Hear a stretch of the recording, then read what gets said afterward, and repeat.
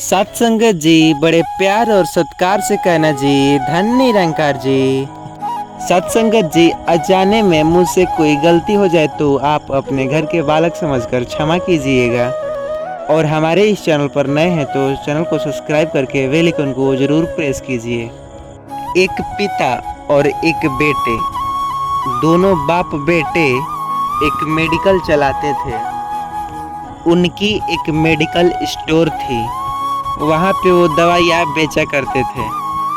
और उसके बाप ने एक कृष्ण भगवान का फोटो, सत्संगत जी आपके रोंगटे खड़े ना हो जाए तो कहना ये विचार सुन करके, इसलिए जरा इसको ध्यान से सुनिएगा।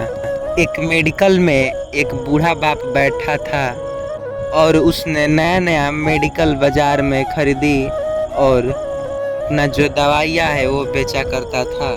और एक कन्हैया की तस्वीर अपनी दुकान पर लगाया था।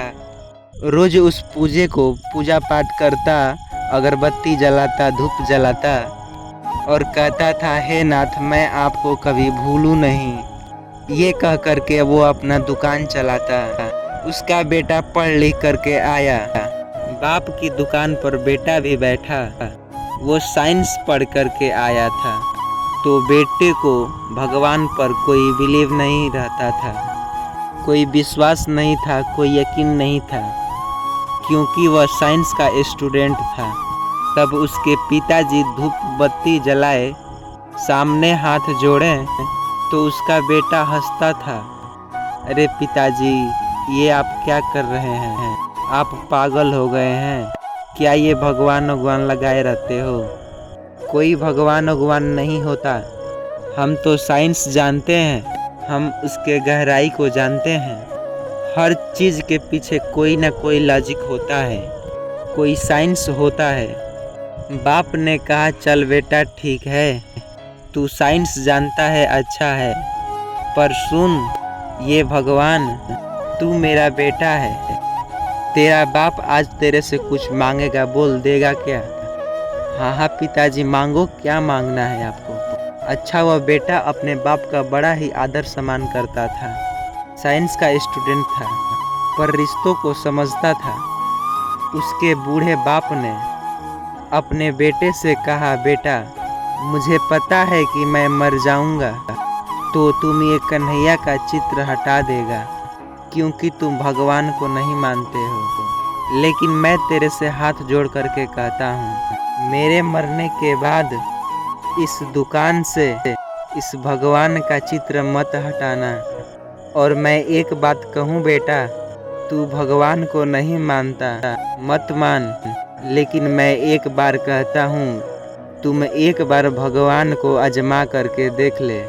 एक बार भगवान को आजमा करके देख लेना, यदि तेरे आजमाने पर खरा नहीं उतरे तो कहना, तो विश्वास करना मत करना। पहले इस्तेमाल करें उसके बाद विश्वास करें। ईश्वर को पहले इस्तेमाल कर लीजिए, उसके बाद विश्वास कीजिए। प्रभु मैं कहता हूँ ईश्वर है, मेरे कहने से मत मानिए कि ईश्वर है। आप खुद प्रूफ कीजिए। आप भगवान के सामने एक शर्त रखिए, इस शर्त पर मानूंगा, और इस शर्त पर भगवान खरा उतर गए तो मान लो, नहीं तो तुम अपने रास्ते वो अपने रास्ते। कोई जोर जबरदस्ती नहीं है कि भगवान को मानो। बाप ने बेटे से कहा, तू तस्वीर मत हटाना, और कभी ज़रूरत पड़े तो कभी एक बार उस फोटो को आजमा करके ही देख लेना। ये बूढ़ा बाप तेरे से ये भिक्षा मांगता है। बेटे ने बाप को गले लगाया, बोला ठीक है नहीं हटाऊंगा। कुछ दिन बाद उसके पिता की मृत्यु हो गई। अब घर की पूरी दुकान बेटा संभालता। एक दिन क्या हुआ, बारिश का मौसम था, पानी गिरने से सारा मार्केट बंद हो गया, पर ये अपने दोस्तों के संग बैठ कर के दुकान के अंदर ताश खेल रहा था। और अभी तक उस चित्र, भगवान कृष्ण के चित्र को अभी तक नहीं पोंछा।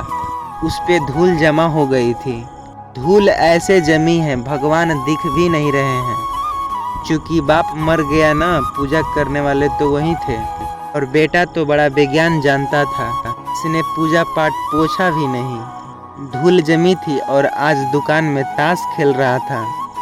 बारिश होने से लाइट चली गई। मोमबत्ती जला करके ताश खेल रहा था।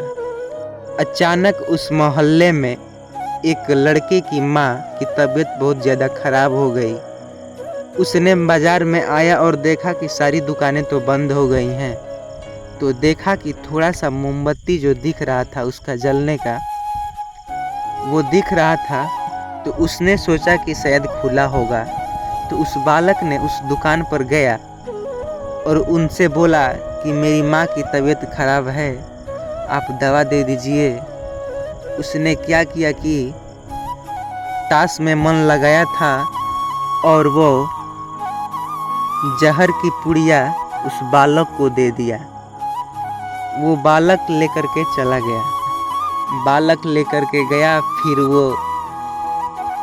उसने देखा कि मैंने तो यहाँ पे रखा था चूहे मारने की दवा, उस बालक को दे दिया।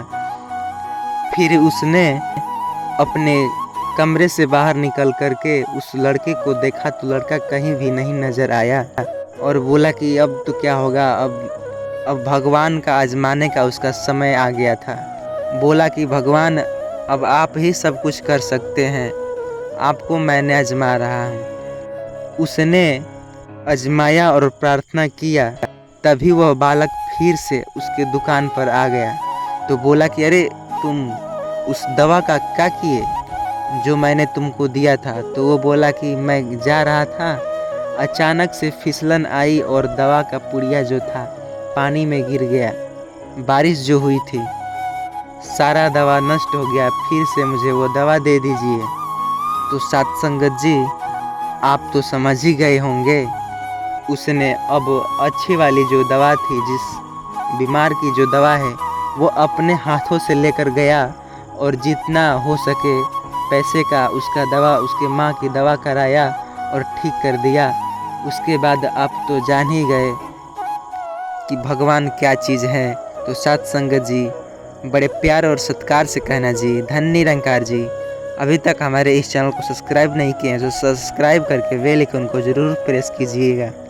फिर से मिलेंगे अगले वाले वीडियो में, तब तक के लिए धन निरंकार जी। कमेंट में धन निरंकार लिखना ना भूलिए।